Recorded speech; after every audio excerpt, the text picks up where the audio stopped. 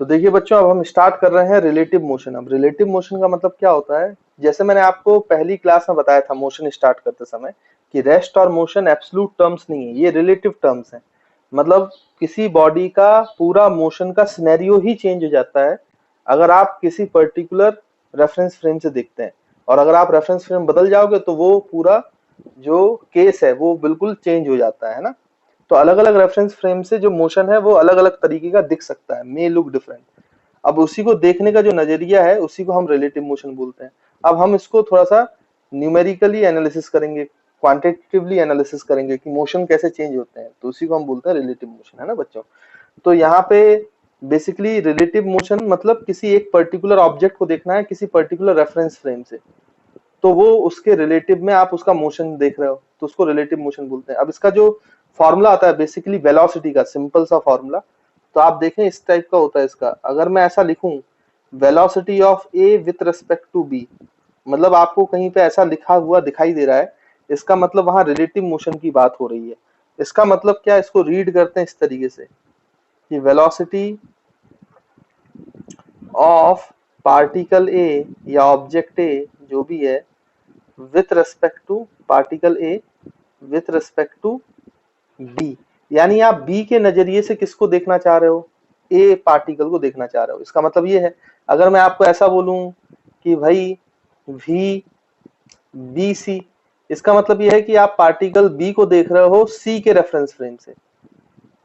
सी के नजरिए से आप किसको देख रहे हो बच्चों, तो इसको रीड करोगे आप velocity of particle B with respect to C. तो सी के नजरिए से आप किसको देखने की कोशिश कर रहे हो, बी को, है ना। तो ये बेसिकली मतलब है। तो आई होप आपको ये तो समझ में आया होगा कि इस तरीके का जब सिंबल यूज होता है तो आप समझ पा रहे होंगे कि हम किसके रेफरेंस फ्रेम से, यहाँ पे बी के रेफरेंस फ्रेम से हम किसको देख रहे हैं, ए को, तो हम बोलेंगे velocity of A with respect to B, तो वी ए बी लिखेंगे।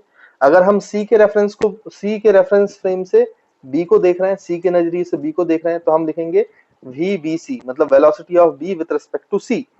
अब इसका जो बच्चों फॉर्मूला होता है, जैसे मैं बोलूं कि वी ए बी, ये कोई भी जनरल फॉर्मूला है, तो वी ए बी का मतलब होता है velocity of A particle minus velocity of B particle. मतलब अगर आप ए के रेस्पेक्ट में बी के रेस्पेक्ट में ए को देख रहे हो तो velocity of A minus velocity of B. वैसे अगर आप यहाँ पे लिखना चाहें तो वी बी सी, तो velocity of B minus velocity of सी।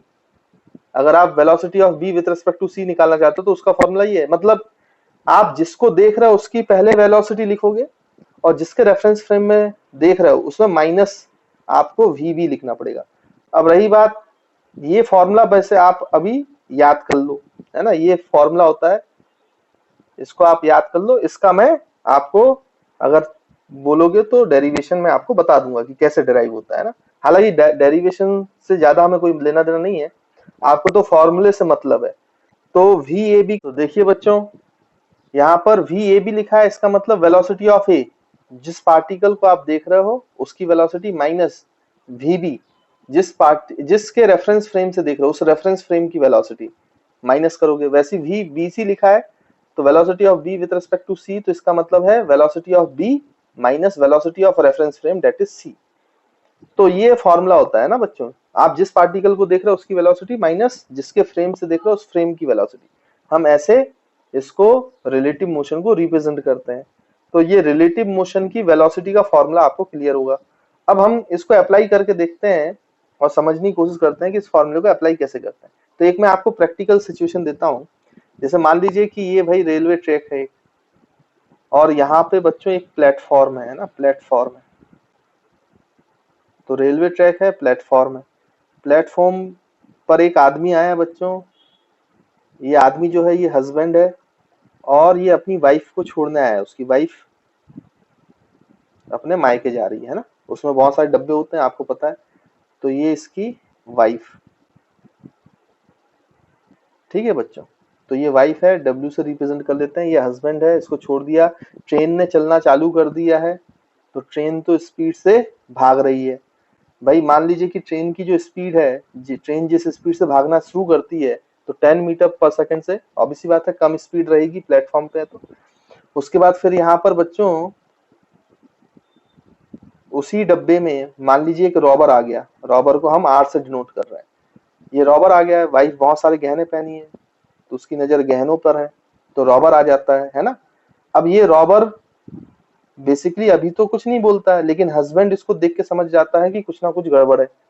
तो वो अपनी वाइफ को बचाने के लिए भाई ऐसे प्लेटफॉर्म पे दौड़ता है। लेट सपोज जो हस्बैंड है वो बच्चों 4 मीटर पर सेकंड से दौड़ता है, 4 मीटर पर सेकंड से, है ना। क्योंकि वो ट्रेन अच्छी खासी स्पीड पकड़ चुकी होगी, तो प्लेटफॉर्म में उतनी तेजी से ये नहीं भाग पाएगा। उसके बाद ये जो आदमी है, यहाँ पीछे वाले डब्बे में मान लीजिए खिड़की के पास एक पुलिस वाला बैठा है, पुलिस वाला। तो ये पुलिस वाले को आवाज लगाता है जो हस्बैंड है, तो पुलिस वाला उसकी बात सुन के वो भागता है। अच्छा, पुलिस वाला जो भागता है तो पुलिस भागता है 2 मीटर पर सेकंड से, पुलिस। लेकिन ये दिया गया कि ये 2 मीटर पर सेकंड जिससे पुलिस भाग रहा है वो विथ रिस्पेक्ट टू ट्रेन है। मतलब अगर कोई व्यक्ति ट्रेन पे बैठा है तो उसको दिखाई दे रहा है कि ये जो पुलिस वाला है वो 2 मीटर पर सेकंड से भाग रहा है विथ रिस्पेक्ट टू ट्रेन, ये बताया गया आपको। तो पूरी सिचुएशन आपको समझ में आई होगी। ट्रेन है, हस्बैंड अपनी वाइफ को छोड़ने आया है, हस्बैंड जो है वो प्लेटफॉर्म पे खड़ा है, ट्रेन चल चुकी है और ट्रेन जो चल रही है वो 10 मीटर पर सेकंड से चल रही है। यहाँ पे उसकी वाइफ बैठ गई है, एक आदमी है, संदिग्ध आदमी आ जाता है जिसको हम रॉबर बोल रहे हैं।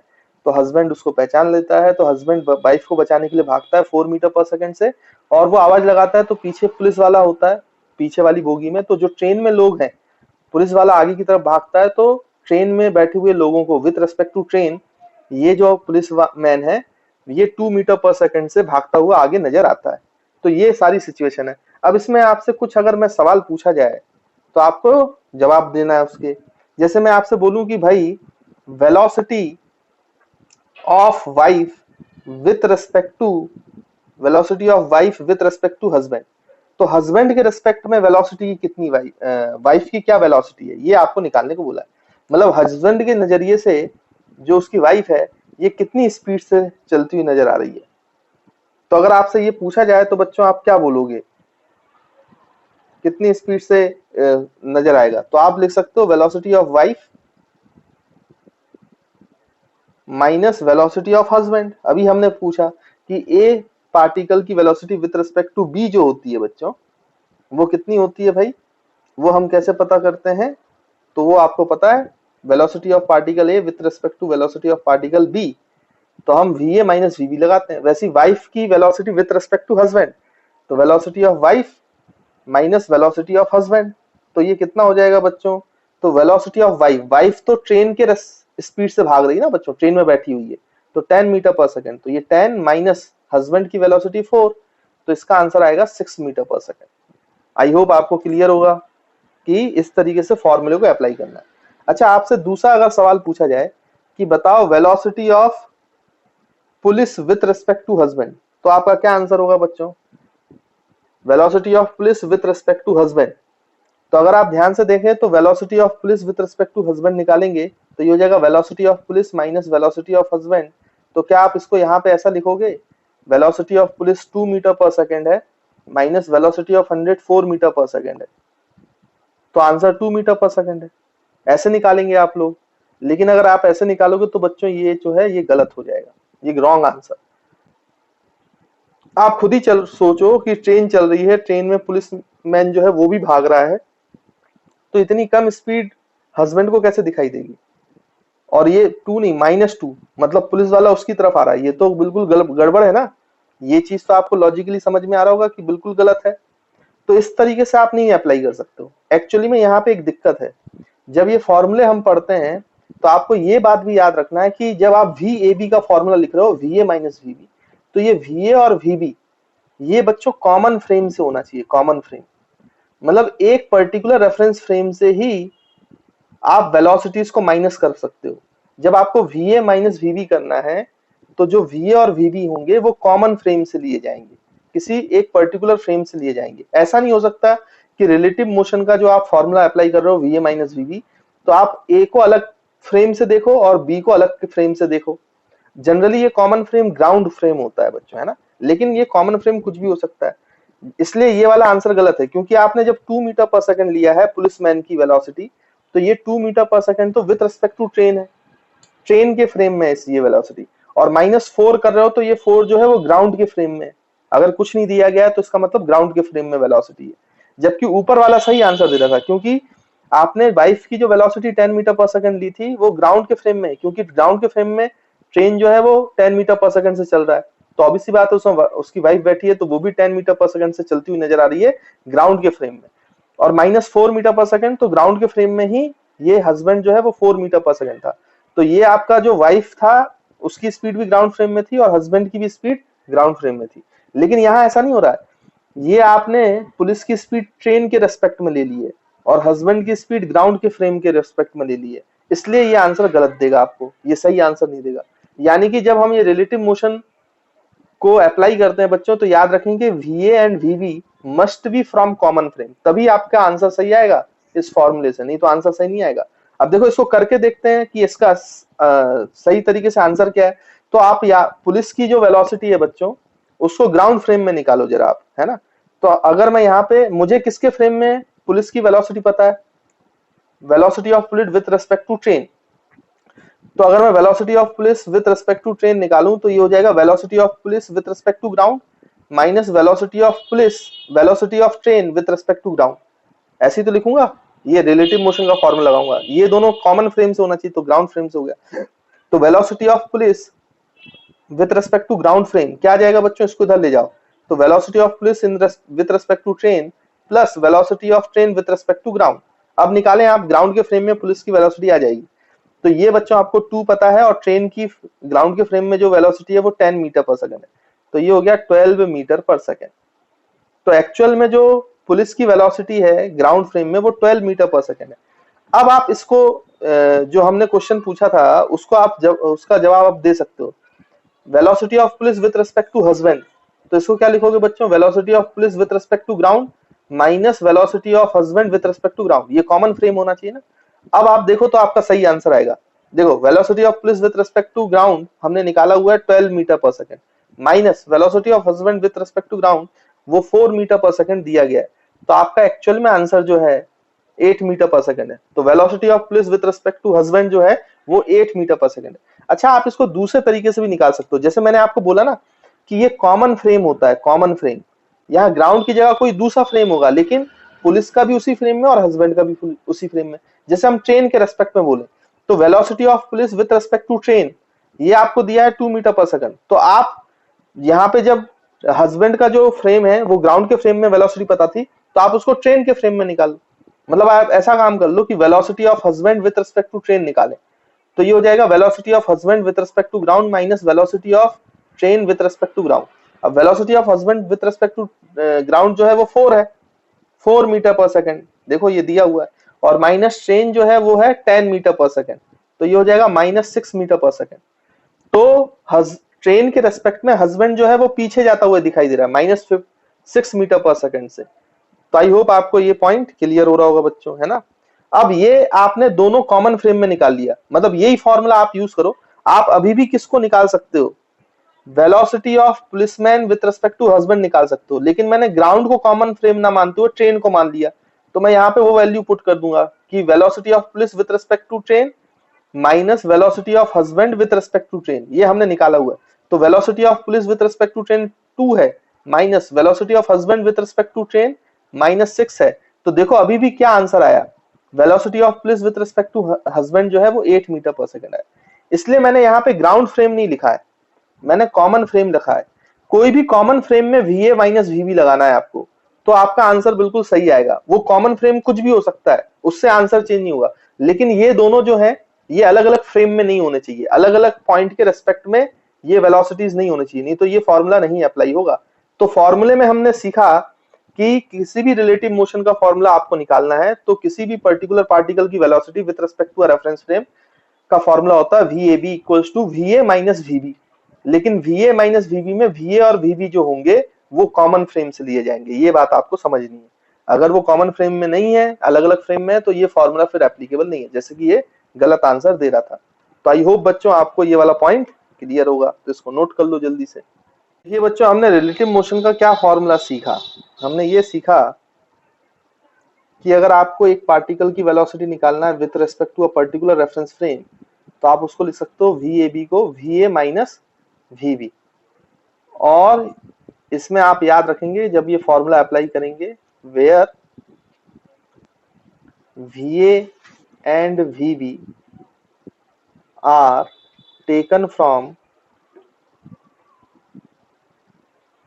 कॉमन रेफरेंस फ्रेम, इनको कॉमन रेफरेंस फ्रेम से लिया जाएगा, रेफरेंस फ्रेम। ये बात आपको हमेशा याद रखनी है ना बच्चों, तो इसको आपको भूलना नहीं है, ठीक है। अब ये फॉर्मूले के हम यूज करेंगे और बाकी चीजें देखेंगे। अब देखो इसमें, अब ये जो रेफरेंस फ्रेम में डिपेंड करती हैं, तो कौन कौन सी ऐसी क्वांटिटीज हैं जो रेफरेंस फ्रेम पे डिपेंड करती हैं और कौन कौन सी ऐसी क्वांटिटीज हैं जो रेफरेंस फ्रेम पे डिपेंड नहीं करती हैं, ये हमें पता होना चाहिए। मतलब अगर हम सवाल कर रहे हैं तो सवाल में आप रेफरेंस फ्रेम चेंज करके क्वेश्चन कर पाओगे, ये तो इस बात पे पता चलेगा ना कि वो क्वांटिटी जो निकालना चाहते हो वो रेफरेंस फ्रेम पे डिपेंड करती है कि नहीं करती है। अगर वो रेफरेंस फ्रेम पे डिपेंड करती होगी तो फ्रेम चेंज करने का कोई फायदा नहीं मिलेगा आपको, और अगर वो रेफरेंस फ्रेम पे डिपेंड नहीं करती होगी तो आप किसी भी रेफरेंस फ्रेम से, किसी के नजरिए से भी देख लो जो आपको आसान लगे, आप उस क्वांटिटी की वैल्यू निकाल लोगे, है ना। तो यहाँ पे बच्चों आप एक कॉलम बनाएंगे, यहाँ पे लिखेंगे इस साइड के कॉलम में quantities quantities quantities which depends on quantities which depends on reference frame, और दूसरा जो कॉलम है रेफरेंस फ्रेम, और दूसरा जो कॉलम है वहां पे लिखेंगे आप quantities which does not depends on reference frame, है ना। तो अब देखें कौन कौन सी क्वांटिटीज हैं जो रेफरेंस फ्रेम पे डिपेंड करती हैं और कौन कौन सी क्वांटिटीज हैं जो रेफरेंस फ्रेम पे डिपेंड नहीं करती हैं। तो अगर आप ध्यान से देखें तो जो पहली क्वांटिटी है जो रेफरेंस फ्रेम पे डिपेंड करती है बच्चों, वो है पोजीशन। याद करो जब मैंने आपको सम इंपॉर्टेंट टर्म्स पढ़ाना चालू किया था, तो आप अगर रेफरेंस फ्रेम चेंज हो जाता था तो उसकी रियल लोकेशन भले ही चेंज ना हो, बट उसकी पोजीशन चेंज हो जाती थी अकॉर्डिंग टू रेफरेंस फ्रेम। तो पहला क्वांटिटी है जो रेफरेंस फ्रेम पे डिपेंड करता है वो तो है भाई पोजीशन। फिर दूसरी बच्चों जो क्वांटिटी, आप खुद सोचें कि distance travelled by distance travelled by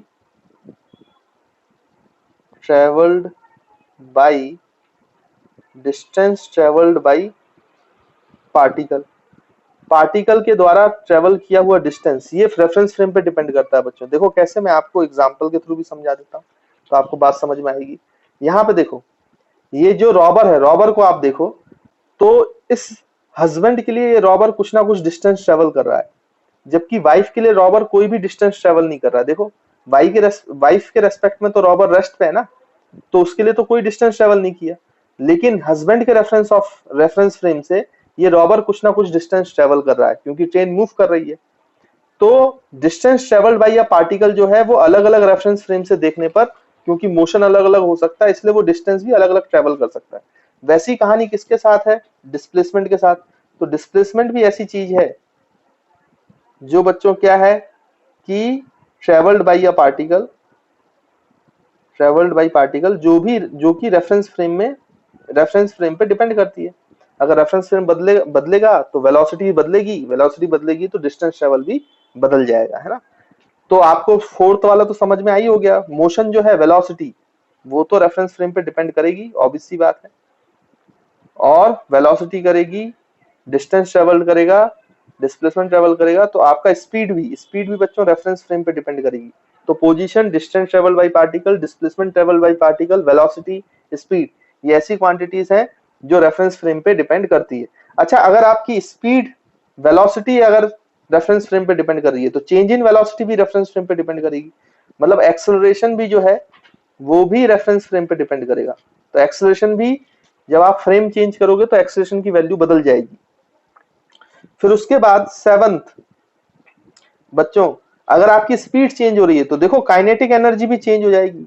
kinetic energy भी रेफरेंस फ्रेम पे डिपेंड करेगी, क्योंकि काइनेटिक एनर्जी का फॉर्मूला होता है half mv square, v speed है, तो रेफरेंस फ्रेम चेंज होने पर अगर वेलोसिटी चेंज हो जाएगी, सॉरी स्पीड चेंज हो जाएगी, तो आपकी काइनेटिक एनर्जी हाफ mv² भी तो चेंज होगा, है ना। तो काइनेटिक एनर्जी भी चेंज होगी।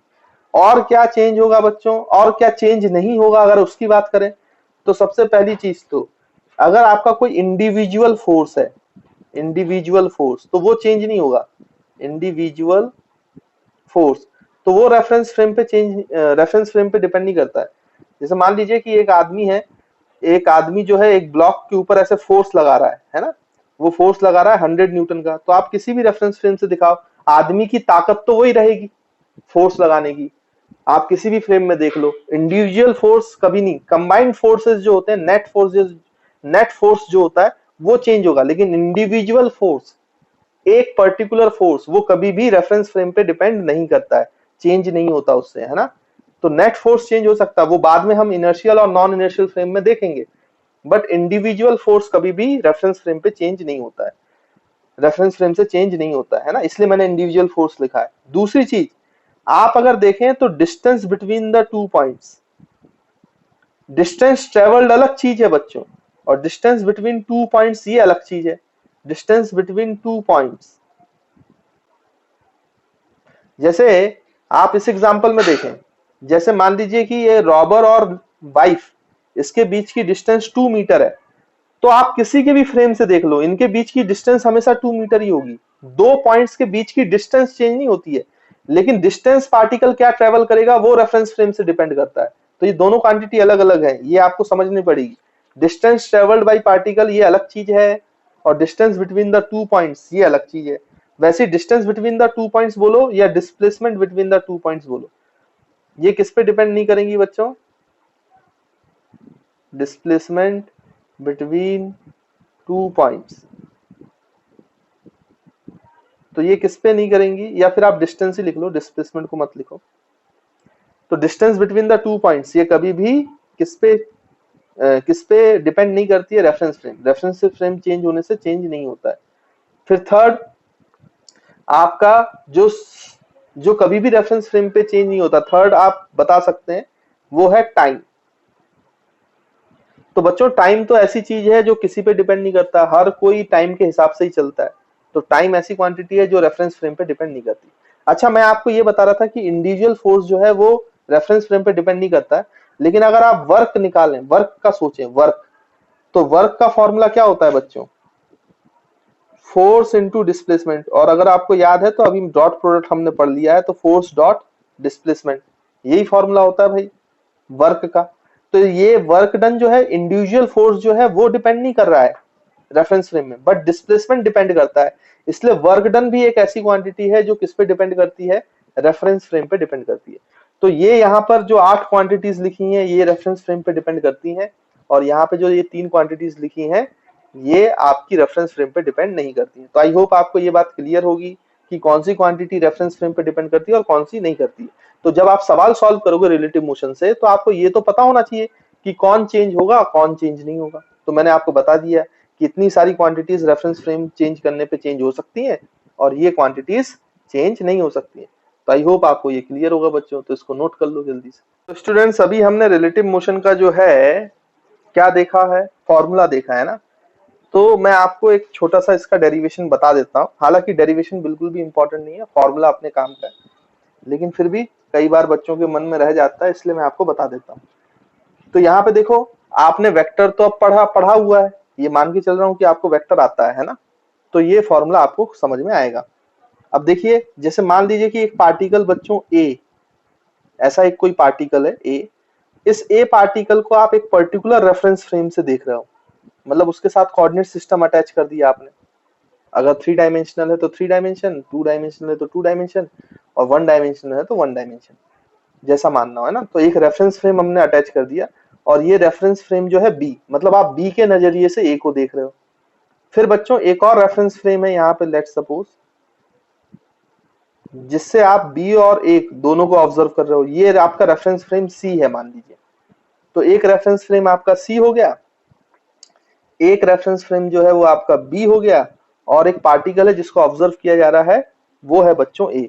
अब आप ध्यान से देखो, तो मैं अगर आपसे पूछूं कि पोजीशन क्या है, ए पार्टिकल की position with respect to B, particle A की पोजीशन, अब हम इसको ऐसे लिखेंगे position of A in the frame of B, तो इसको रीड करेंगे पोजीशन ऑफ पार्टिकल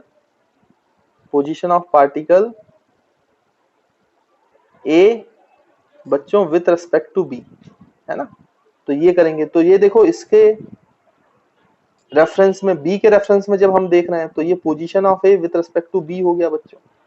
अगर मैं आपसे बोलूं कि भाई बताइए कि ए का जो पोजीशन ए है, मतलब ए का जो पोजीशन है वो विथ रिस्पेक्ट टू सी बताएं, तो सी के रेस्पेक्ट में देखो बच्चों ये पोजीशन वेक्टर हो जाएगा, this is the position vector of A with respect to C, क्योंकि अब हम इसको सी के रेफरेंस फ्रेम से देख रहे हैं।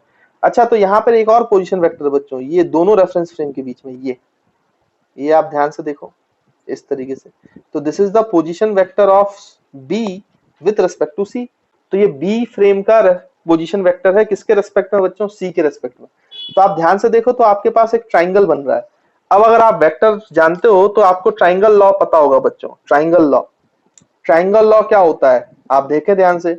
ट्राइंगल लॉ होता है भाई कि आपका जो सेम सेंस में दो वेक्टर्स हैं वो दोनों रिजल्टेंट होते हैं अपोजिट सेंस के। तो देखो सेम सेंस वाला कौन है, आपका एक्स बी सी और एक्स ए बी, ये दोनों सेम सेंस में, और अपोजिट सेंस में कौन है बच्चों, एक्स ए सी। तो ये जो position vector of A with respect to C है ये रिजल्टेंट है position vector of B with respect to C का और position vector of A with respect to B का। तो हम यहाँ पे लिख सकते हैं बाई अप्लाइंग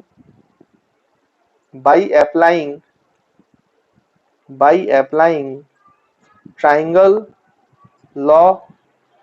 तो अगर आपने ट्राइंगल लॉ अप्लाई करोगे वेक्टर एडिशन के लिए तो आपको ये बात समझ में आएगी, जो एक्स ए सी है बच्चों वेक्टर, वो X B C vector minus X A B vector, ये आपका सॉरी प्लस, ये दोनों सेम सेंस में तो वेक्टर एडिशन है प्लस साइन आएगा, है ना। तो ये हो गया आपका X B C vector plus X A B vector. हमें क्या चाहिए था, position of vector A with respect to B, ये चाहिए ना, तो इसको आप इधर ले आओ। तो देखो X A B position of B with respect to B, ये क्या आ जाएगा बच्चों, ये इधर आएगा तो माइनस, तो ये प्लस वाला पहले लिख लेते हैं, position of A with respect to C minus position of B with respect to C, ये उधर जाएगा तो माइनस होगा। देखो बच्चों, तो यही तो रिलेटिव मोशन का फाउंडेशन है। Position vector with respect to B जो है वो position vector of A with respect to C minus position vector of B with respect to C. मतलब आप बी के बैठ के ए को ऑब्जर्व कर रहे हो तो कोई कॉमन फ्रेम है सी एक कॉमन फ्रेम है। देखो यहाँ पे एक कॉमन फ्रेम आया है सी, जो जनरली ग्राउंड होता है, लेकिन हमने कोई, इसलिए मैंने आपको सी से समझा दिया कि जनरली कोई सी आपका रेफरेंस फ्रेम है कॉमन। तो ये हो गया ए का कॉमन फ्रेम सी से पोजीशन माइनस बी का रेफरेंस फ्रेम का position with respect to common frame. तो आई होप आपको ये बात क्लियर है। अब आप क्या करो कि इस इक्वेशन को डिफरेंशिएट करो, differentiate this equation differentiate this equation with respect to time के साथ रेस्पेक्ट में डिफरेंशिएट करो। तो ये क्या हो जाएगा बच्चों, dxab वेक्टर अपॉन dt, ये हो जाएगा dxac वेक्टर बाई dt और minus dxbc vector by dt। तो ये है क्या बच्चों, rate of change of position of A with respect to B. तो ये तो वेलोसिटी है ए की विथ रिस्पेक्ट टू बी, तो इसको हम तो लिख सकते हैं क्या कि velocity of A with respect to B is equal to, ये है rate of change of position of A with respect to C, तो this is velocity of A with respect to C and this is rate of change of position with respect to rate of change of position of B with respect to C, तो minus velocity of B with respect to C. तो देखो बच्चों, यही तो formula हमने पढ़ा relative motion का, ये डिराइव हो गया देखो यहां से।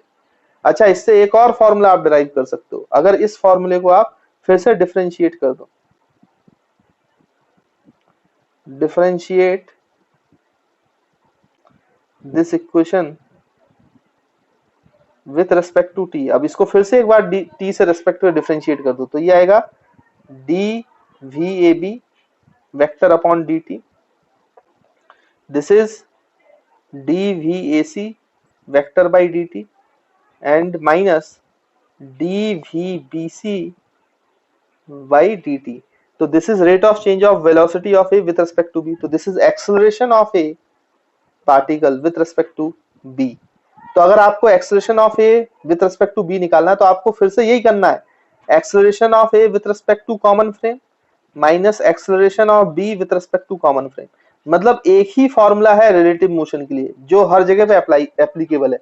वही फॉर्मूला आप पोजीशन के लिए लगा सकते हो, वही फॉर्मूला आप वेलोसिटी के लिए लगा सकते हो, और वही फॉर्मूला आप एक्सेलरेशन के लिए लगा सकते हो। बस आप जब वी माइनस वी बी या ए माइनस ए बी करते हो या एक्स माइनस एक्स बी करते हो तो वो कॉमन फ्रेम से होने चाहिए। अब कॉमन फ्रेम कुछ भी हो सकता है, जनरली वो 95% जगहों पर आपको ग्राउंड से ही कॉमन लेना पड़ेगा, कॉमन फ्रेम को ग्राउंड ही मानना पड़ेगा।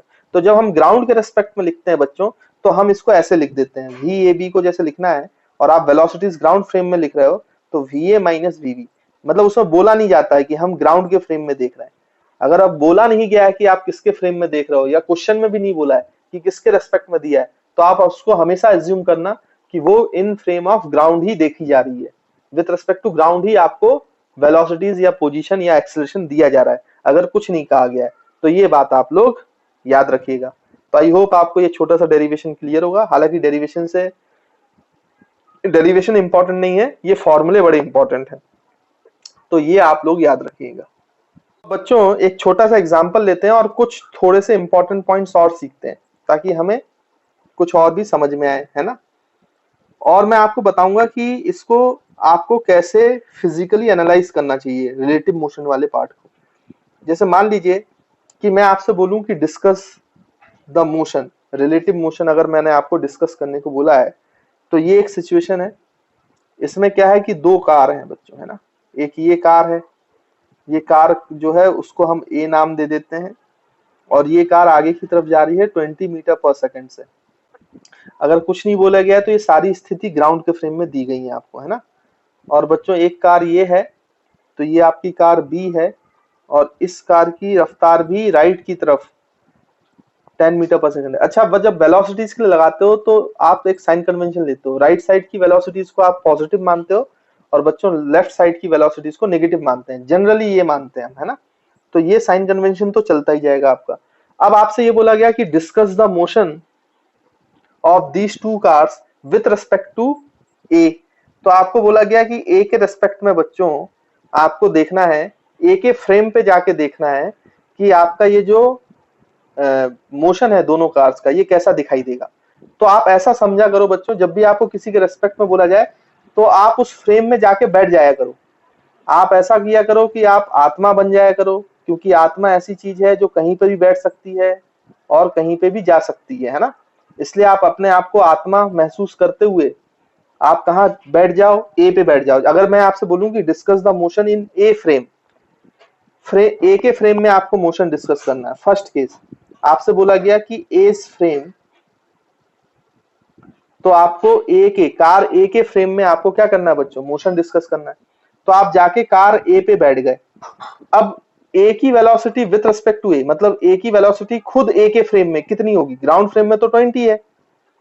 तो अगर मैं आपसे पूछूं कि find the velocity of A particle in A frame only, तो velocity of A with respect to A, तो ये क्या हो जाएगा बच्चों, velocity of A with respect to ground minus velocity of A with respect to ground. तो ये तो आंसर 0 आएगा। मतलब आप जिस फ्रेम पे जाके बैठ जाते हो वो फ्रेम रेस्ट पे आ जाता है। ये बात आपको समझ। तो इसका अब अलग डायग्राम बनाएंगे ए के फ्रेम में। तो ए के फ्रेम में क्या डायग्राम बनाएंगे कि आप ए के फ्रेम में चले गए, मतलब आत्मा बनकर आप ए पे बैठ गए, तो ए खुद रेस्ट पे हो चुका है। ए के फ्रेम की बात कर रहे हैं तो अब देखो मोशन बदल चुका है। ए के फ्रेम में ये जो कार ए है ये रेस्ट पे आ चुकी है, क्योंकि आप ए पे ही बैठकर देख रहे हो, तो रेस्ट पे आ गई। बी का क्या होगा, तो अब हमें वेलोसिटी निकालना पड़ेगा, velocity of B with respect to A. अगर हम ए के फ्रेम में देख रहे हैं तो हम लिखेंगे velocity of B minus velocity of A. तो वेलोसिटी ऑफ बी कितना है बच्चों, 10 मीटर पर सेकेंड, और क्योंकि पॉजिटिव डायरेक्शन में इसलिए हमने प्लस लिया है, माइनस ये भी पॉजिटिव डायरेक्शन में विद रिस्पेक्ट टू ग्राउंड, तो -20। तो आंसर आया आपका -10 मीटर पर सेकेंड, -10 मीटर पर सेकेंड। यानी जब आप ए के फ्रेम में जाके बैठ गए हो आत्मा बनकर, तो बी आपको कैसा दिखाई दे रहा है, बी -10 है, मतलब ये डायरेक्शन जो है वेलोसिटी की वो बदल चुकी है। बी आपको पीछे की तरफ आता हुआ नजर आ रहा है 10 मीटर पर सेकंड। अब आप खुद सोचो, आपके सामने एक कार जा रही है और आप पीछे दूसरी कार में बैठे हैं और सामने वाली कार से आप अपनी कार तेज चला रहे हो, तो आपको ये नहीं लगता है कि अपनी कार तेज चल रही है, आपको ये लगता है कि जो सामने वाली कार है वो आपकी तरफ आ रही है। और कितनी स्पीड से आ रही है, तो 10 मीटर पर सेकंड। अगर इस सिचुएशन की बात करें तो देखो इंटायरली मोशन डिफरेंट हो गया, चेंज हो गया। ये ग्राउंड फ्रेम में कुछ और ही स्थिति थी, बट एक ही फ्रेम से, एक ही नजरिए से जब आप देख रहे हो, उस पर बैठकर जब आप देख रहे हो दूसरे पार्टिकल को, तो उसकी जो मोशन है वो इंटायरली डिफरेंट हो गया। अब आपको ऐसा लग रहा है ए पर बैठ के देखने पर कि बी जो है वो मेरी तरफ आ रहा है, और कितनी रफ्तार से आ रहा है भाई, 10 मीटर पर सेकंड से। आई होप आपको ये वाला पॉइंट क्लियर होगा। यानी कि डिफरेंट डिफरेंट रेफरेंस फ्रेम से देखने पर आपका मोशन में चेंज। और दूसरी पॉइंट हमने ये सीखा कि हम जिस फ्रेम पे बैठ जाते हैं तो उस फ्रेम में अपनी खुद की वेलोसिटी 0 हो जाती है, मतलब वो फ्रेम रेस्ट पे आ जाता है। जिस भी आप फ्रेम पे बैठो उसको अपने ऊपर रेस्ट पे ले लो, है ना बच्चों। अब इसको देखो, ये पूरी सिचुएशन को सॉल्व करने का स्मार्ट तरीका मैं आपको बताता हूं, जो आपको बेसिकली फीलिंग आनी चाहिए, तो आप बहुत तेजी से सवाल सॉल्व कर पाएंगे।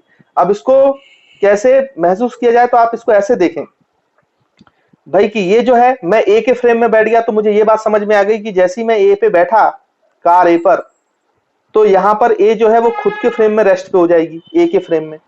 और फिर आप ये देखेंगे कि जिस पार्टिकल को आप देख रहे हैं, जिस कार को देख रहे हैं, उसकी स्पीड ग्राउंड फ्रेम में 10 मीटर पर सेकंड आगे की तरफ थी। आप जब जिस फ्रेम पे आप बैठ जाते हो तो अपनी खुद की जो वेलोसिटी है, जिस पार्टिकल को देख रहे हो उसको उल्टी करके दे देते हो।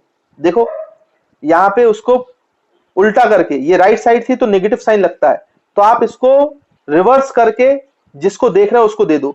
तो इसकी वेलोसिटी आगे की तरफ, ए की वेलोसिटी ग्राउंड फ्रेम में आगे की तरफ क्या थी, 20, तो ए रेस्ट पे आ गया। तो अब ये 20 वाली वेलोसिटी आप किसको दे दो, पलटा करके, रिवर्स कर करके बी को, जिसको देख रहे हो, तो हमने उल्टा करके इसको दे दिया 20 मीटर पर सेकंड। अब देखो इसका जो नेट वेलोसिटी आएगा वो इस तरफ आएगा 10 मीटर पर सेकंड। देखो यही सिचुएशन आ गई। तो आपको ये कैलकुलेशन वगैरह नहीं करना पड़ता है, आप डायरेक्टली आंसर बता देते हो। जैसे इसी को अगर आप अप्लाई करें, मतलब ये बेसिकली ओरली आप आंसर कर पाओगे फिर चीजों का, आपको कैलकुलेशन की जरूरत नहीं पड़ेगी। जैसे कि अगर मैं पूछूं इसी सिचुएशन को, यही सिनेरियो जो था, अगर आप ये बी के फ्रेम में देखें, बी के फ्रेम के में देखने का क्या मतलब है भाई, कि आप कार बी पे बैठ जाओ, आत्मा बनकर किस पे बैठ जाओ भाई, कार बी पर। तो आप कार बी पे बैठ गए, तो जिस पर बैठ गए वो चीज तो हो गई रेस्ट पर, क्योंकि खुद के फ्रेम में खुद की चीज रेस्ट पे होती है, उसकी कोई वेलोसिटी नहीं होती, ये हम समझ में आया।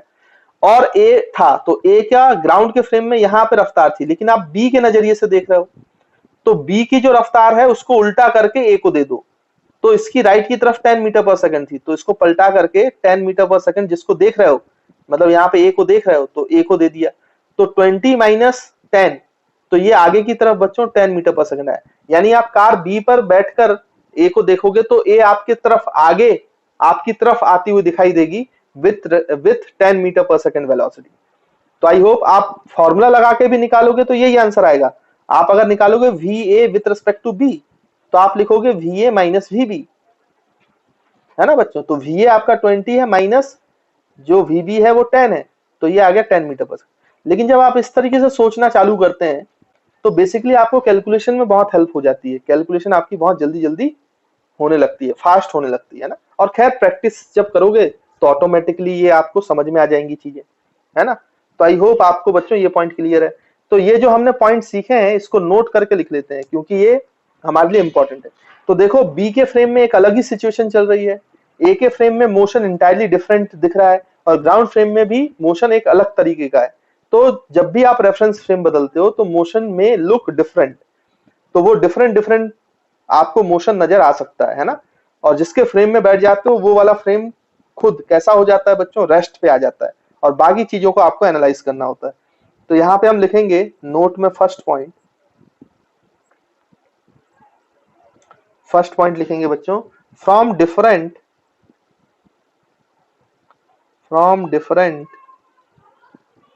Point of observation, from different point of observations,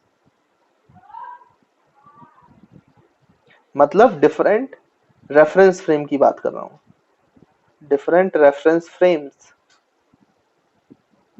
the motion of the motion of the motion of particle में look different.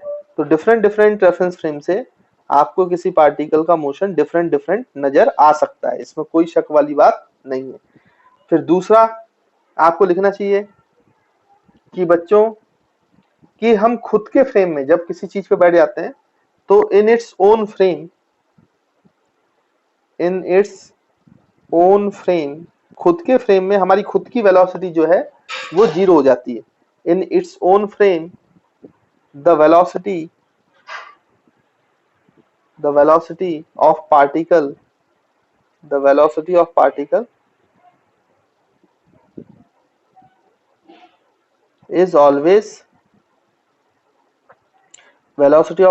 is always zero. खुद के फ्रेम में अपनी खुद की वेलोसिटी हमेशा ही जीरो होती है। That is it is always at rest in its own frame. तो खुद के फ्रेम में पार्टिकल जो है वो हमेशा रेस्ट पे ही माना जाएगा, है ना। तो आई होप आपको ये पॉइंट क्लियर होंगे, और अब हम क्वेश्चंस करेंगे तो और आपको समझाएंगे कि कैसे इन चीजों को अप्लाई करना चाहिए। देखिए बच्चों, आपको ये क्वेश्चन पूछा गया है, पहले केस में ए जो है वो 100 मीटर पर सेकंड से चल रही है कार, बी जो है वो 99 मीटर पर सेकंड से आगे की ओर चल रही है, और सेकंड केस में दोनों अपोजिट डायरेक्शन में चल रहा है। और आपसे ये बोला गया कि इन दोनों केसेस में कोलिजन होगा, अगर होगा तो टाइप ऑफ कोलिजन क्या होगा, हार्ड कोलिजन होगा कि सॉफ्ट कोलिजन होगा। मतलब इनका जो टकराव है ये खतरनाक वाला होगा कि इनका जो टकराव है वो छोटा मोटा थोड़ा बहुत होगा, ज्यादा प्रॉब्लम क्रिएट नहीं करेगा, ये आपको बताना दोनों केसेस। तो पहली बात तो इसकी स्पीड ज्यादा है और इसकी स्पीड कम है, तो ऑब्वियस सी बात है ये दोनों टकराएंगे, और ये दोनों तो अपोजिट डायरेक्शन में आ रहे हैं तो वैसे भी टकराएंगे, उसमें कोई दिक्कत नहीं। और आपको पता भी है कि आप समझ जाते हो देखकर कि इसमें सॉफ्ट कोलिजन होगा, इसमें हार्ड कोलिजन होगा। ये वाला केस जो है बच्चों वो सॉफ्ट कोलिजन का है, क्योंकि ये धीरे से टकराएगा, क्योंकि इसकी स्पीड भी अच्छी खासी है, और ये अपोजिट आ रहे हैं तो इनके जो टकराव होगा वो हार्ड कोलिजन होगा। और इतना खतरनाक भी हो सकता है ये, क्योंकि स्पीड अच्छी खासी है, कि दोनों जो कार हैं उनके टुकड़े टुकड़े हो जाए, है ना। अगर इतनी स्पीड से आ रहा है तो होगा क्या कि जब आप यहाँ पर इसको अगर आप इसको उसके रेफरेंस देखें, रिलेटिव मोशन, तो ये चीज बहुत अच्छे से आपको क्लियरली समझ में आ जाएगी कि ऐसा क्यों हो रहा है। ये रिलेटिव मोशन से भी आपको चेक करना चाहिए एक बार। तो अगर आप बी के फ्रेम में चले जाओ बच्चों, दोनों ही केसेस में किसी के भी फ्रेम में जा सकते हो, हम तो बी के फ्रेम में चले जाते हैं, 20 फ्रेम। तो अगर हम बी के फ्रेम में चले गए बच्चों, तो ये जो बी है, बी के फ्रेम में बैठ जाओ आत्मा बनकर, तो बी खुद कैसा हो जाएगा भाई, रेस्ट पर हो जाएगा। तो स्टूडेंट्स ये आपने बी पर बैठ के देख रहे हो बी के फ्रेम में, तो बी को रेस्ट पे ले लो। अब ए के बारे में सोचो, तो अभी मैंने आपको शॉर्ट ट्रिक बताया, कैलकुलेशन करने की जरूरत है नहीं। ए की रफ्तार आगे की तरफ कितनी थी, 100 मीटर पर सेकेंड, तो बी की रफ्तार है उसको पलट कर उल्टा करके इसको दे दो ए को, तो हमने ये पलट कर 99 मीटर पर सेकंड दे दी। अब देखो तो कुल मिला के बी के फ्रेम में ए की रफ्तार कैसे कितनी बची बच्चों, आगे की तरफ 1 मीटर पर सेकंड। अब आप बी के नजरिए से देख रहे हो, तो बी को ये कार कितनी रफ्तार से हिट करेगी, 1 मीटर पर सेकंड। अब खुद सोचो, जब ये रफ्तार 1 मीटर पर सेकंड से हिट करेगी तो बी को कोई ज्यादा डैमेज नहीं होगा, इसलिए ये वाला केस कैसा हो गया, सॉफ्ट कोलिजन का। लेकिन अगर आप बी के फ्रेम में चले जाओ और सेकंड केस को देखो जरा, बी के फ्रेम में जाकर, तो 20 फ्रेम अगर हम इसको देखें, तो ये बच्चों आपका जो कार है ये ए है, और ये जो है आपका ये कार बी है। तो बी के फ्रेम में आप जाके बैठ गए तो बी तो रेस्ट पे हो गया, इसमें तो कोई दिक्कत है ही नहीं। अच्छा, कार ए जो है वो 100 मीटर पर सेकंड से इस तरफ आ रही थी, अब रिलेटिव मोशन है, बी के फ्रेम में जा रहा है, तो बी की जो वेलोसिटी है उसको उल्टा करके ए को दे दो, तो इसकी डायरेक्शन लेफ्ट में थी, तो आप ये राइट में ले जाओ, तो ये 99 मीटर पर सेकंड। तो अब देखो ये जो कार है बी रेस्ट पर है, अब ये बी को रेस्ट पर कितनी रफ्तार से टकराएगी, 199 मीटर पर सेकंड। अब आप खुद सोचो, बी के फ्रेम में ये कार 1 मीटर पर सेकंड से टकरा रही है, उसमें 199 मीटर पर सेकंड से टकरा रही है, तो कौन ज्यादा तेजी से टकरा रही है, ये हार्ड कोलिजन हो जाएगा भाई। इतनी रफ्तार से टकराएंगे कि ये जो कार है ये दोनों उड़ जाएंगे, टुकड़े हो जाएंगे इन कार के, जबकि ये सॉफ्ट कोलिजन है, 1 मीटर पर सेकंड से टकराया तो डेंट वेंट आएगा, बाकी कुछ भी यहाँ पे दिक्कत नहीं होगी। तो ये रिलेटिव मोशन से आप देख पा रहे हो, ये बहुत क्लियर कट हो जाता है। तो कभी कभी चीजों को समझने के लिए आपको रिलेटिव मोशन का सहारा लेना पड़ता है। अच्छा, ये चीजें तब हेल्प करती हैं, कभी भी किसी क्वेश्चन में आपको रिलेटिव मोशन से आसानी तब होती है जब आप क्या करते हैं, आपके दोनों पार्टिकल दिया, 3 पार्टिकल जिनके बारे में भी एनालिसिस करने को बोला है, वो सब मोशन में हो। आप सोचो किसी एक पार्टिकल को मोशन को एनालाइज करना आसान है, बट 2 पार्टिकल मोशन में और फिर उसको एनालाइज करो तो वो थोड़ा सा टफ हो जाता है। तो अगर आप एक पार्टिकल पे आत्मा बनकर बैठ जाएंगे तो दूसरा वो पार्टिकल रुक जाएगा, तो एक पार्टिकल रेस्ट पे आ जाएगा, तो फिर आपका दूसरा पार्टिकल का मोशन एनालाइज करना आसान हो जाता है। तो ये जो रिलेटिव मोशन का कंसेप्ट है बच्चों, ये कई बार कई जगहों पर बड़े बड़े सवालों को बहुत छोटा कर देगा। मतलब रिलेटिव मोशन का जो कॉन्सेप्ट है, ये आपके क्वेश्चंस को, सिचुएशन को आसान करने के लिए लाया गया है, आपको डराने के लिए या फिर आपको परेशान करने के लिए ये कॉन्सेप्ट का यूज नहीं किया जाता है ना। ये बात आपको समझना है, नहीं तो बच्चों को डर लगता रहता है कि रिलेटिव मोशन बहुत बड़ी चीज है। अगर आपका कंसेप्ट क्लियर है, समझ में आती है बात, तो आपको ये सवालों को आसान ही करेगा, डिफिकल्ट नहीं करता बिल्कुल भी, है ना। तो आई होप आपको ये कॉन्सेप्ट भी क्लियर है। देखिए बच्चों, ये क्वेश्चन दिया गया है, ये कार ए है, ये कार बी है। कार बी जो है सेम पोजीशन से t = 0 सेकंड पर ये दोनों चलना स्टार्ट करते हैं। तो कार की पहले कोई इनिशियल वेलोसिटी नहीं थी बी की, एक्सेलरेट करना चालू किया 1 मीटर पर सेकंड स्क्वायर से, और जो कार ए है उसकी initial velocity 10 metre per second थी और जो एक्सेलरेशन है वो 2 मीटर पर सेकंड स्क्वायर है। आपसे ये बोला जा रहा है कि 10 सेकंड्स के बाद इन दोनों कार्स के बीच का सेपरेशन क्या होगा। अब बच्चों ये जो क्वेश्चन है ये आप वैसे भी कर सकते हो, रिलेटिव मोशन का यहाँ पे कोई जरूरत नहीं है। आप तो ये कर सकते हो ना कि 10 सेकंड में पहले आप डिस्प्लेसमेंट निकाल लो किसका, ए का, फिर 10 सेकंड में डिस्प्लेसमेंट निकाल लो किसका, बी का, फिर ये डिस्प्लेसमेंट से बी वाले डिस्प्लेसमेंट को माइनस करो तो दोनों के बीच का सेपरेशन मिल जाएगा, है ना। ये बिना रिलेटिव मोशन के आप कर सकते हो। तो एक बार आपके लिए इक्वेशन लगानी पड़ेगी सेकंड इक्वेशन ऑफ मोशन ए के लिए, फिर एक बार इक्वेशन ऑफ मोशन लगानी पड़ेगी आपको बी के लिए, फिर दोनों का डिफरेंस लेना पड़ेगा, तो एक और इक्वेशन यूज करोगे। मतलब अगर बिना रिलेटिव मोशन के आप इसको सॉल्व करते हो तो आपको 3 इक्वेशन सॉल्व करनी पड़ेगी। अब ये जो काम है ये बहुत रिड्यूस करेगा। अगर आप इसको रिलेटिव मोशन से करेंगे तो ये एक ही बच्चों किसमें, एक ही इक्वेशन में आपको आंसर दे देगा। इसलिए रिलेटिव मोशन फायदेमंद है, ये आपका बहुत सारा समय बचा लेता है। देखो कैसे हम इसको सॉल्व करते हैं। तो मैंने आपको प्रोसेस बता दी है, अगर बिना रिलेटिव मोशन के आपको सॉल्व करना है तो करके देखिएगा। सिंपल प्रोसेस क्या है वो मैं आपको समझाता हूँ। आप तो किसी के भी फ्रेम में चले जाओ तो एक बॉडी रेस्ट पे आ जाएगी, ऑब्वियस सी बात है। तो हम एक काम करते हैं, बी के फ्रेम में चले जाते हैं। आप यही काम होमवर्क में करना ए के फ्रेम से, और देखना आंसर दोनों का सेम आएगा। हम तो अभी फिलहाल बी के फ्रेम में चले जाते हैं बच्चों। तो जब आप बी के फ्रेम में चले गए तो बी तो रेस्ट पे आ गया, ये जो आपकी सेकंड कार है बच्चों ये तो रेस्ट पे आ गई। तो आपको सिर्फ किसका मोशन एनालाइज करना पड़ेगा, ये आसानी हो जाती है। आपको केवल ए का मोशन एनालाइज करना पड़ेगा, क्योंकि बी रेस्ट पे आ चुका है, क्योंकि हम बी के फ्रेम से देख रहे हैं। तो बी रेस्ट पे आ गया है तो सिर्फ चल रहा है ए। तो आप ये देख लो कि ए जो है वो 10 सेकंड में, t = 10 सेकंड में वो कितने दूर गया है। तो यही तो आपका डिस्टेंस बिटवीन टू कार है, s, यही तो डिस्टेंस है, क्योंकि ये तो बी तो चला ही नहीं बी के फ्रेम में, सिर्फ ए चल रहा है। और ए कितना चल रहा है बी के फ्रेम में वो देख लो 10 सेकंड में, तो वही सेपरेशन होगा। अब इसके लिए आपको इनिशियल वेलोसिटी चेंज करनी पड़ेगी भाई। अब यहाँ पे initial velocity of A with respect to B ये निकालना पड़ेगा। तो हालांकि यहाँ पे आप फॉर्मूला लगाओगे initial velocity of A with respect to B, तो यूए माइनस यूबी, तो यूबी तो बच्चों 0 है, तो यूए के बराबर ही है ये, और ये 10 मीटर पर सेकंड हो गया। वैसे ही आपको एक्सेलरेशन भी निकालना पड़ेगा, acceleration of A with respect to B. तो acceleration of A with respect to B कितना हो जाएगा भाई, acceleration of A minus acceleration of B. तो बच्चों acceleration of A 2 minus acceleration of B 1, तो ये आ जाएगा 1 मीटर पर सेकंड। अब आप बोलोगे सर यहाँ पे भी तो 2 इक्वेशन लगा ही दिया आपने। बच्चों ये काम आप बहुत आसानी से मन में कर सकते हो अगर आपको समझ में आता है। जैसे मैंने आपको पहले ही बताया था कि अगर आपको initial velocity with respect to A with respect to B निकालना है तो आप इसकी बी पे बैठ गए तो बी की स्पीड को उल्टा करके ए को दे दो। तो इसकी तो 0 है तो इसको दोगे तो भी 0 मिलेगा, मतलब ये चेंज नहीं हुआ, ये अभी भी 10 मीटर पर सेकंड है। तो ये कैलकुलेशन करने की कोई जरूरत नहीं है क्वेश्चन जब आप करते हो, है ना। ये तो आपको समझाने के लिए मैं बता रहा हूँ, इसलिए ये ज्यादा आसान होगा। फिर आपका एक्सेलरेशन के बारे में देखना है तो इसका एक्सेलरेशन उल्टा करके इसको दे दो। ये तो रुक गया तो इसका एक्सेलरेशन उल्टा करके इसको दे दो बच्चों। तो इसका आगे की तरफ 2 मीटर पर सेकंड था, इसको 1 मीटर आगे की तरफ था, इसको उल्टा करो तो लेफ्ट की तरफ 1 मीटर आ जाएगा, तो 2 माइनस 1 कितना बचेगा आगे की तरफ 1, देखो यही आ रहा है +1। तो इसका जो एक्सेलरेशन है ए विथ रिस्पेक्ट टू बी वो डायरेक्ट आप लिख सकते हो 1 मीटर पर सेकंड स्क्वायर। अब आ गया, अब आप डिस्प्लेसमेंट निकाल लो, ये जो कार 10 सेकंड में जितना आगे गया होगा वही आपका क्या होगा बच्चों, दोनों के बीच का गैप होगा 10 सेकंड्स में। तो यहाँ पे एक इक्वेशन में काम बन जाएगा। तो डिस्प्लेसमेंट का जो फॉर्मूला है बच्चों एस, तो वो आप सेकंड इक्वेशन ऑफ मोशन लगा दो ut।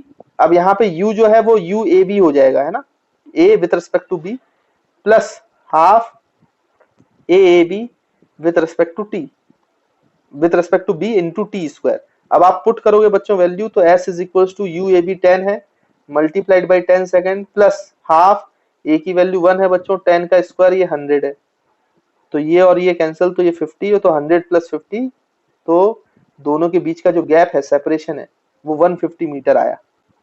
तो 150 metre is the answer to this problem. देखो ये कितना जल्दी सॉल्व हो गया, नहीं तो आप इसके लिए लगाएं ए का डिस्प्लेसमेंट निकालें 10 सेकंड में, फिर आप बी का डिस्प्लेसमेंट निकालें 10 सेकंड में, फिर दोनों को माइनस करें तब आंसर आएगा। तो ये तो बस एक एग्जाम्पल बताया है, ये तो फिर भी आसान एग्जाम्पल है। अब कई बार ऐसी सिचुएशन आएगी कि आप ऐसा सोच पाओ, ये भी आपके लिए पॉसिबल नहीं हो पाता, बहुत डिफिकल्ट हो जाता है। उस समय पे अगर आप एक ऑब्जेक्ट को रोक लोगे रिलेटिव मोशन का कॉन्सेप्ट यूज करके, तो वो आसान, वो क्वेश्चन आप सोच भी पाओगे और उसको आसानी से सॉल्व भी कर पाओगे। तो हम ऐसे क्वेश्चन भी करेंगे जिसमें आपको ये प्रॉब्लम जाएगी, है ना, तो आपको और अच्छे से समझ में आएगा कि रिलेटिव मोशन का कंसेप्ट कितना काम की चीज है हमारे लिए, है ना। तो ये भूलना नहीं है बच्चों, है ना, बड़ा इंपॉर्टेंट है ये। तो देखिए स्टूडेंट्स, रिलेटिव मोशन का फॉर्मूला हम पढ़ चुके हैं, रिलेटिव मोशन का फंडा समझ चुके हैं। अब उसको और भी क्वेश्चंस में कैसे अप्लाई करते हैं वो हम सीखते हैं जरा, है ना। तो जैसे अगर मैं आपसे बोलूं कि इस टाइप का सवाल है, जैसे आपको याद होगा कि कुछ समय पहले, एक दो लेक्चर पहले, हमने चोर पुलिस वाले, टॉम एंड जेरी वाले क्वेश्चन किए थे। उन क्वेश्चंस को करने का आसान तरीका है अगर आप रिलेटिव मोशन सोचें। तो जैसे यहाँ पर एक केस लेते हैं, हम एक क्वेश्चन लेते हैं, उसके थ्रू हम समझने की कोशिश करते हैं ना बच्चों। तो जैसे अगर आपसे मैं बोलूं कि भाई एक पॉइंट पर बच्चों पुलिस खड़ी हुई है ना, और पुलिस से 100 मीटर की दूरी पर, 100 मीटर की दूरी पर भाई आपका ये चोर खड़ा हुआ है ना, थीफ। और मान लीजिए कि चोर की रफ्तार जो है, इनिशियल वेलोसिटी ऑफ चोर, यूसी लिख रहे हैं हम, वो है 10 मीटर पर सेकेंड। और जैसे ही उसने पुलिस को देखा तो उसने अपनी रफ्तार बढ़ाई और एक्सेलरेट करना चालू कर दिया 4 मीटर पर सेकेंड से, स्क्वायर से, है ना बच्चों। उसके बाद ये जो था पुलिस, ये भी पहले से इसकी रफ्तार थी 30 मीटर पर सेकेंड, और पुलिस ने चोर को देख के अपने एक्सेलरेशन चालू किया, एक्सेलरेट करना चालू किया अपनी गाड़ी को, और वो एक्सेलरेट कर रहा है 2 मीटर पर सेकेंड स्क्वायर से। और दोनों के बीच में जब ये शुरुआत हुई एट t इक्वल टू 0 पे, चोर ने ये काम किया, पुलिस ने ये काम किया, तब उन दोनों के बीच की जो दूरी थी वो 100 मीटर थी। तो अब इसमें क्वेश्चंस क्या आते हैं कि पहला क्वेश्चन ये पूछेगा कि चोर पुलिस को पकड़ पाएगा कि नहीं पकड़ पाएगा। पहला तो सिंपल क्वेश्चन पूछा जाता है बॉस, उसमें आपको चेक करना पड़ता है वेदर पुलिस कैचेस द चोर और नॉट। ठीक है, दूसरा सवाल इसमें पूछ लेते हैं आपसे कि अगर पुलिस चोर को पकड़ पाएगा तो फिर कितने समय के बाद पकड़ पाएगा, है ना। पहला क्वेश्चन तो सिंपल पूछा उसने, वेदर पुलिस कैचेस द चोर और नॉट, है ना, चोर को पकड़ पाएगा कि नहीं पकड़ पाएगा। दूसरा क्वेश्चन, अगर पकड़ पाएगा, इफ पुलिस कैचेस द चोर, पुलिस कैच द चोर, देन फाइंड टाइम। तो आपको टाइम को फाइंड करना है कि कितने समय के बाद पकड़ पाएगा। ये सेकंड सवाल हो जाता है इसमें ना, हमने पहले भी किए थे, लेकिन अब इसको थोड़ा सा रिलेटिव मोशन से समझेंगे तो आपको और फील आएगी कि हाँ सिचुएशन में चल क्या रहा है। ठीक है, उसके बाद थर्ड सवाल, अगर नहीं पकड़ पाएगा तो कितनी मिनिमम दूरी से ये चोर को नहीं पकड़ पाएगा, मतलब कितनी मिनिमम दूरी से ये चोर इससे छूट जाएगा। तो आपको बताना है कि इफ पुलिस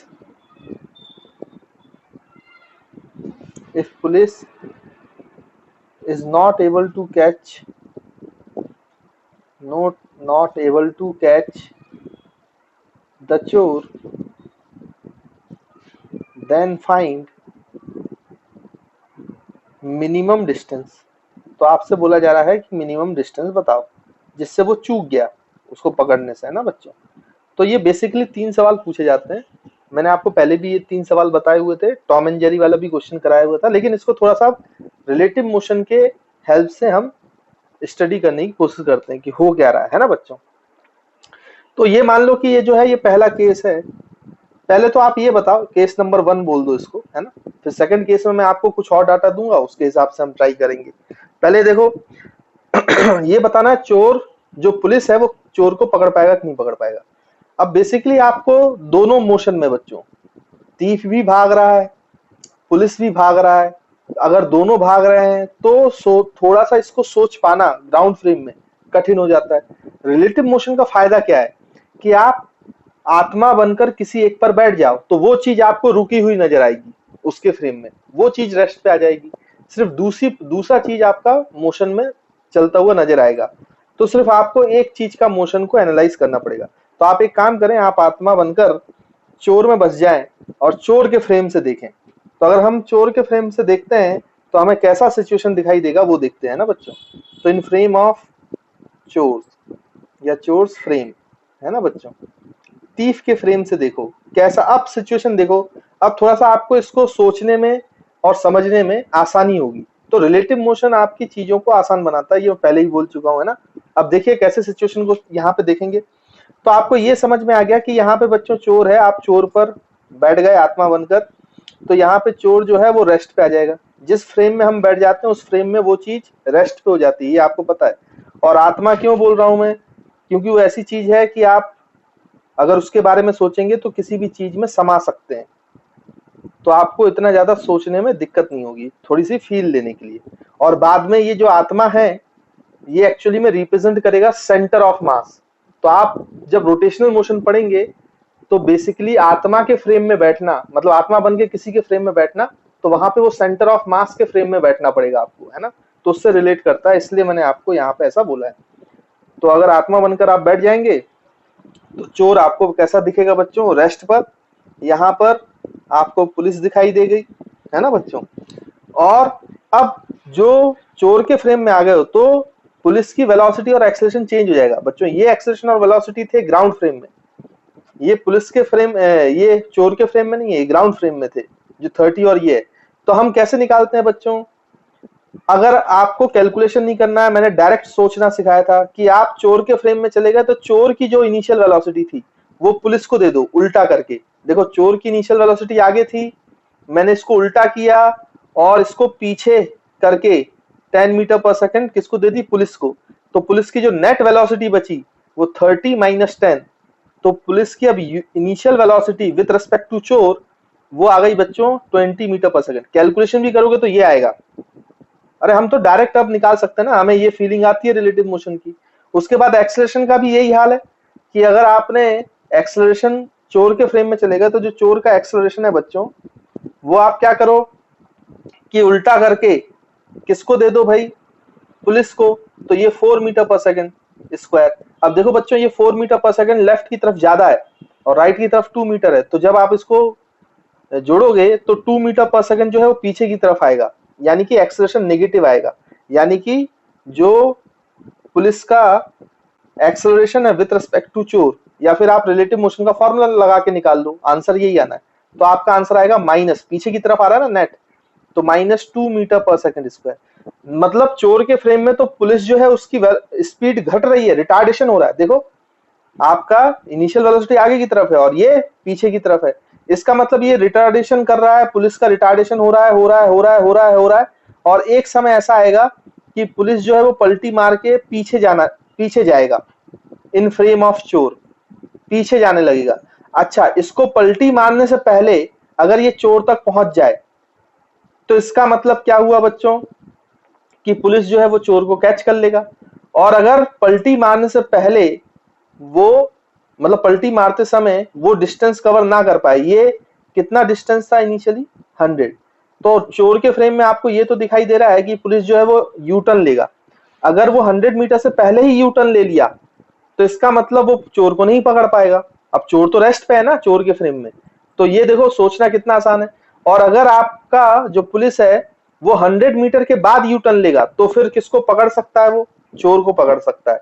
तो हमें ये देखना है कि जब पुलिस यू टर्न ले रहा है तब उसने कितना डिस्प्लेसमेंट कवर किया है। डिस्प्लेसमेंट कवर्ड बाई पुलिस, ये हमें निकालना है। अच्छा, जहां पे यू टर्न लेता है आपको पता है वहां पे फाइनल वेलोसिटी कितनी हो जाती है? 0। तो अब चोर के फ्रेम में आप इक्वेशंस ऑफ मोशन लगाओ क्योंकि एक्सेलरेशन जो है वो कांस्टेंट है। तो हम third equation of motion use कर लेते हैं।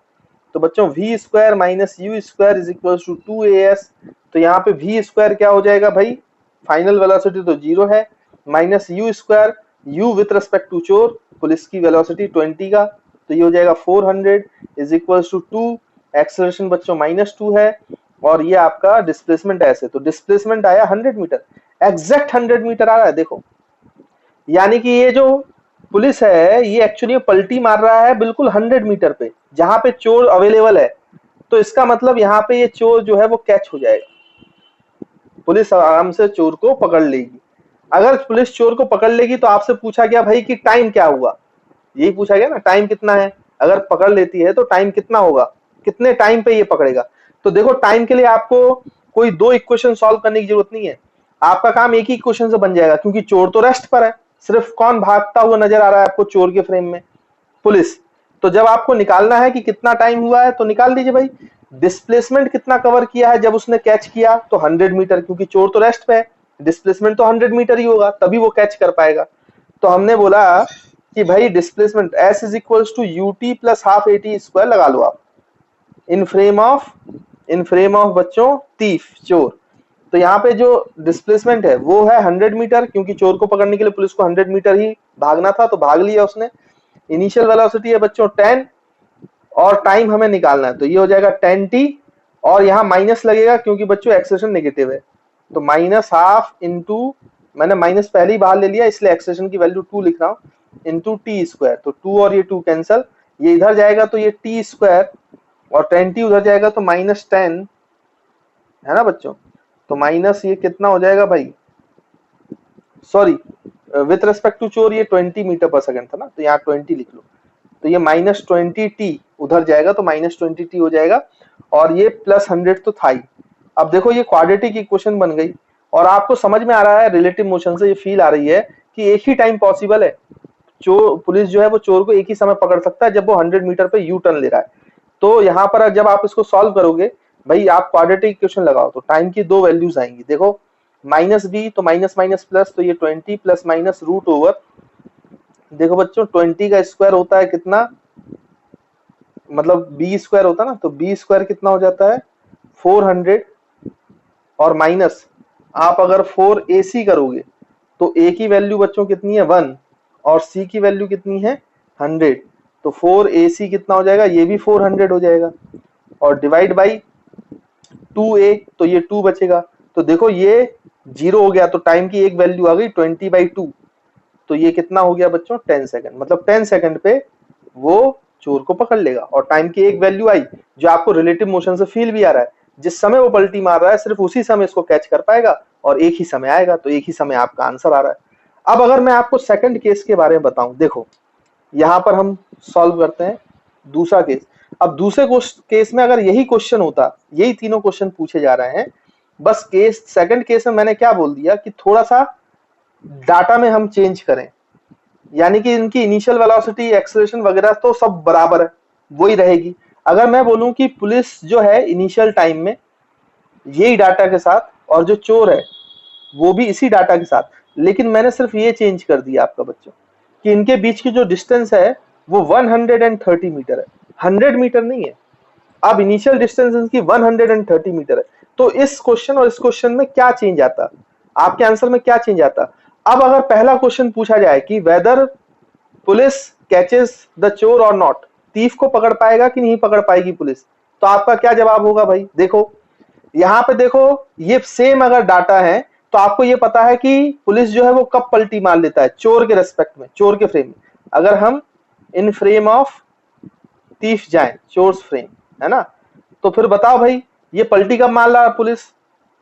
तो पुलिस तो भाई यू टर्न ले लेता है कितने पर, इसकी वेलोसिटी 0 हो जाती है और ये यू टर्न लेता है कितनी दूरी पर भाई, 100 मीटर। ये तो हम कैलकुलेट कर चुके हैं ना, यानी कि ये पहले ही जो डिस्टेंस बिटवीन वो था भाई आपका तीफ जो है वो तो रेस्ट पे हो गया क्योंकि हम उसी के फ्रेम से देख रहे हैं।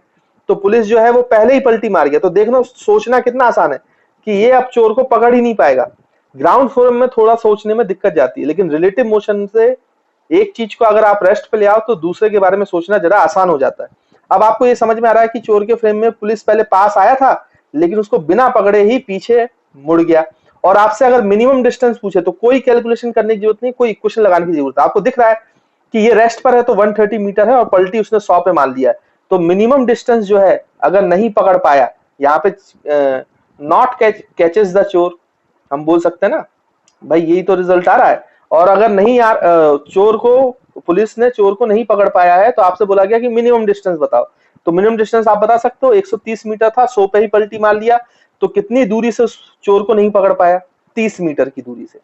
तो मिनिमम डिस्टेंस 30 मीटर हो गया। देखो क्वेश्चंस को आंसर करना कितना आसान हो रहा है अभी, जबकि हमने पिछली बार बहुत सारा कैलकुलेशन किया था, उसमें ये सोचना पड़ा था कि इनकी वेलोसिटी सेम हो जाएगी, फिर वो डिस्प्लेसमेंट निकालना पड़ेगा, वेलोसिटी का टाइम निकालना पड़ेगा, फिर मिनिमम दूरी निकालनी पड़ेगी। अगर आपको याद है वो क्वेश्चन तो आप याद करो उसको, उसमें आपने काफी सारी कैलकुलेशन की थी।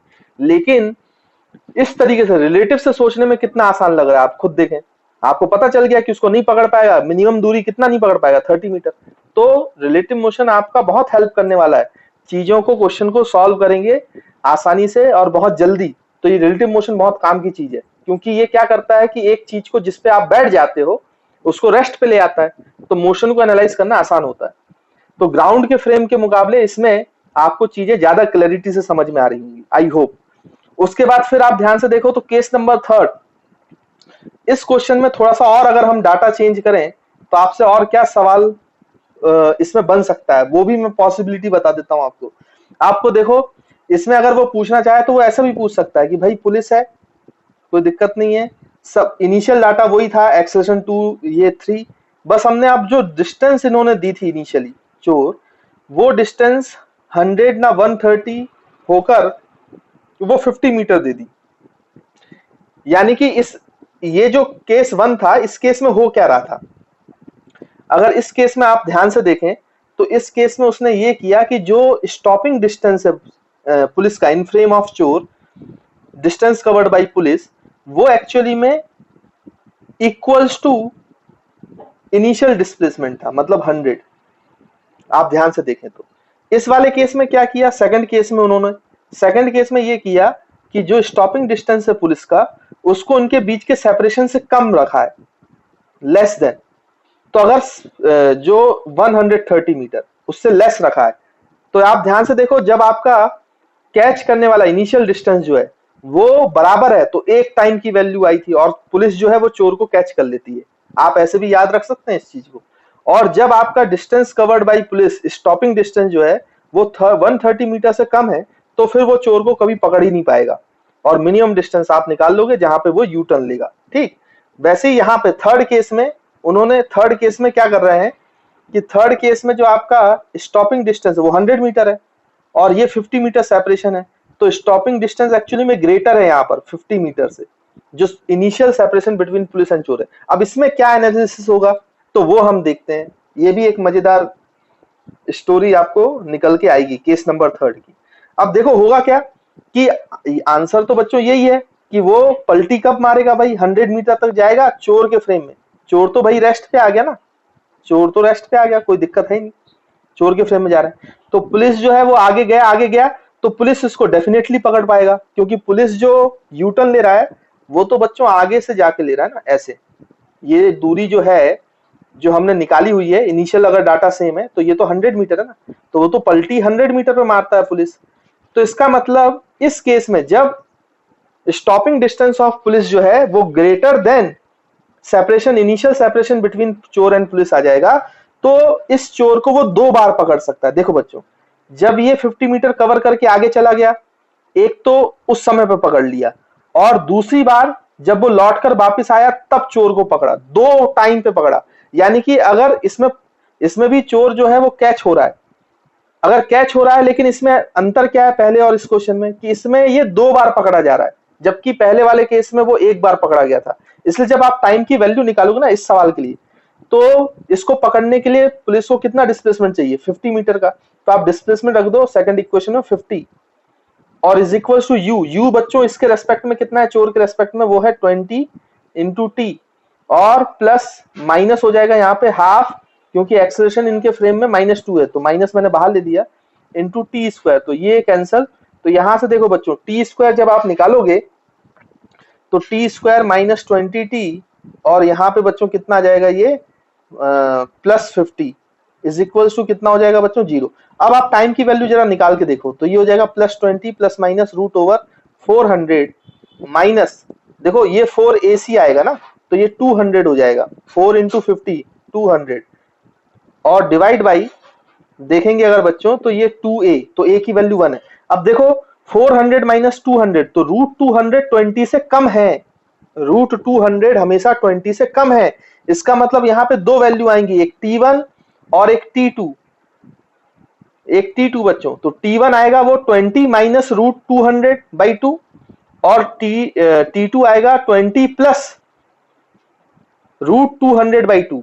तो दो आंसर इसलिए आ रहे हैं क्योंकि एक्चुअली में दो रियल आंसर आ रहे हैं। इसका मतलब क्या है, इसको समझे आप बहुत अच्छे से, कि इसने पुलिस ने जो है इसको दो बार पकड़ा है, ये प्रैक्टिकल वैल्यू भी आ रही है पॉजिटिव, वो बता रहा है कि रियल सिचुएशन पॉसिबल है कि जब पुलिस है वो चोर को दो बार पकड़ सकती है, एक t1 टाइम पे जब वो डायरेक्ट पकड़ रही है भाई कम समय पर, और एक जब प्लस साइन आएगा तो वो ऐसे घूमकर फिर मुड़कर फिर आएगा और फिर चोर को पकड़ेगा t2 टाइम पर।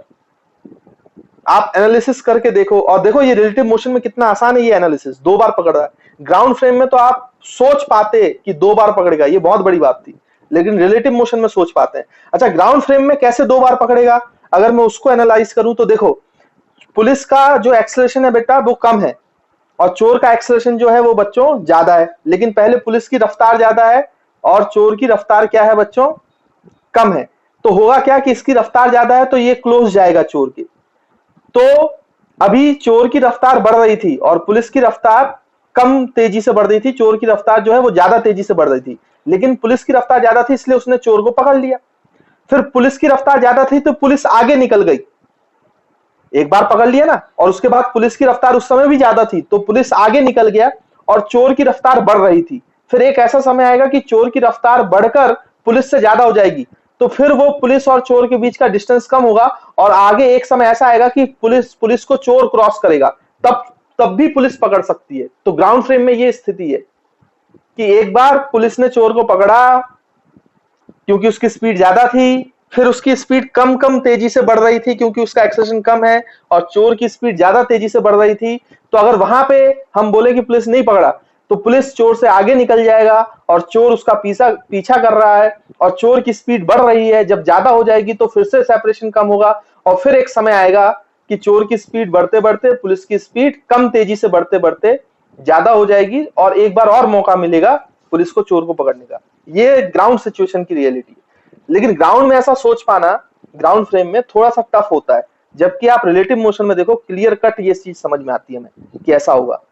तो मैंने आपको जितनी पॉसिबिलिटी है इन क्वेश्चन से रिलेटेड तो सारी पॉसिबिलिटी क्लियर कर दी है, कितने तरीकों से सवाल पूछा जा सकता है और क्या किस पॉसिबिलिटी में क्या होता है ये भी मैंने आपको, और ये बहुत काइनेमेटिक्स में मोशन इन वन डायमेंशन में ये बहुत टफ सवाल माने जाते हैं, सबसे टफ सवाल माने जाते हैं। लेकिन अगर आपके बेसिक्स क्लियर हैं, आपको फिजिकल सिग्निफिकेंस अच्छे से आता है, आपको सोचना अच्छा आता है, तो आप बहुत आसानी से ये क्वेश्चंस को परफॉर्म कर पाएंगे। तो स्टूडेंट्स आपसे ये क्वेश्चन पूछा गया है, अब देखो इसको कैसे सॉल्व करेंगे। आपका एक ट्रेन है, ट्रेन का फ्रंट एंड ए है, ट्रेन का बैक एंड बी है, और ये जो ट्रेन है ये 120 मीटर लेंथ की है ना, और ये आगे की तरफ जा रही है 10 मीटर पर सेकंड से। तो आपको ये बताना है भाई कि इस पे ऊपर एक फ्रंट एंड पर बर्ड बैठी है बच्चों, है ना, बर्ड। तो ये बर्ड क्या होता है कि किसी पर्टिकुलर टाइम पर t=0 पर ये पीछे बैक की तरफ, ट्रेन की बैक की तरफ उड़ना चालू करती है, और ये उड़कर बी पे पहुंच जाती है कितनी रफ्तार से, 5 मीटर पर सेकंड। फिर बी पर इंस्टेंटेनियसली वो यू टर्न देती है और फिर से फ्रंट एंड पे आके बैठ जाती है, जो ये वर्ड है, कितनी रफ्तार से, 20 मीटर पर सेकंड। तो वापस वो ए पे आ गई, ए से गई बी पर और बी से वापस आ गई बच्चों ए पर। तो आपको बताना है टोटल टाइम कितना लगा। तो हम ये मान लेते हैं कि बच्चों ए से बी जाने पर जो टाइम लगा वो t1 और बी से वापस ए आने पे जो टाइम लगा t2। तो जो आपका टोटल टाइम है जब हम सॉल्यूशन निकालेंगे तो वो हो जाएगा t1 प्लस t2। इसमें तो कोई दिक्कत है नहीं। अच्छा, टाइम के लिए दिक्कत है नहीं। टाइम के लिए तो बच्चों आप क्या कर सकते हो, फ्रेम चेंज कर सकते हो, तो टाइम की वैल्यू आ जाती है। आपको पता है time is independent of frame. तो इसको अगर सोचना बहुत ज्यादा आसान होगा अगर आप ट्रेन के फ्रेम में चले जाओ। ट्रेन फ्रेम मतलब आत्मा बनकर ट्रेन पे ही बैठ जाओ, तो आप ट्रेन के फ्रेम में चले जाओगे तो ट्रेन रुक जाएगी, तो सोचना ज्यादा आसान हो जाएगा। तो बच्चों ये ट्रेन रुक गई, तो आपकी जो ट्रेन है भाई वो तो रेस्ट पे आ गई। ट्रेन जो है वो रेस्ट पे आ गई है ना। अब वो ट्रेन चल नहीं रही है और ये वाला पॉइंट ए है और ये वाला पॉइंट बी है। अब जब वो ए से बी जा रही है बच्चों, ए से बी इस तरफ, तो इसकी इनिशियल वेलोसिटी कितनी हो जाएगी, अब देखो आप। तो ट्रेन जो है वो आगे की तरफ 10 मीटर पर सेकंड चल रहा था, तो ट्रेन की वेलोसिटी को उल्टा करके आप किसको दे दे बच्चों, ट्रेन की वेलोसिटी उल्टा करके आप बर्ड को दे दे। तो 10 मीटर पर सेकंड को उल्टा करके देंगे तो इसकी 5 तो पहले से है ही और 10 और जुड़ गई। तो आपका जब इधर से जा रहा है, जब आप t1 निकाल रहे हो बच्चों, तो आप वेलोसिटी लिखोगे, velocity of bird with respect to train. तो ये हो जाएगी बच्चों 15, जब वो ए से बी जा रही है ना, ध्यान रखना वो ए से बी जा रही है, तो ये हो जाएगा 15 मीटर पर सेकंड। तो आपका जो बर्ड है t1 निकालने के लिए वो ए से बी जा रहा है, तो ये तो कांस्टेंट रफ्तार से जा रही है और ट्रेन रुकी हुई है, तो ए से बी जाते हुए टाइम वेलोसिटी इतनी है। और आपका डिस्टेंस कितना कवर करेगा, जो ट्रेन की लेंथ है, तो लेंथ तो 120 मीटर है बच्चों। तो ये हो जाएगा t1 is equal to distance upon क्या बच्चों, distance upon speed, speed of bird with respect to train. तो ये आ जाएगा बच्चों कितना आंसर, 120/15। तो ये हो जाएगा कितना, 15 से अगर आप कैंसल आउट करोगे तो मेरे ख्याल से 8 टाइम्स चला जाएगा, तो 8 सेकेंड्स। तो 8 सेकंड आया t1। अब t2 निकालते हैं। t2 में क्या किया है, सेकंड टाइम में वो b से बच्चों किस तरफ आ रही है t2 के लिए, तो b से वापस a पे आ रही है, ये आपका टाइम t2 लगेगा। अब इसकी ये वाली वेलोसिटी कितनी होगी, ट्रेन के फ्रेम में बैठे हैं आप, तो ट्रेन की वेलोसिटी को उल्टा करके दे दो, तो इसकी खुद की 20 आगे है और ट्रेन की 10 पीछे आ जाएगी, तो टोटल बचेगा 10।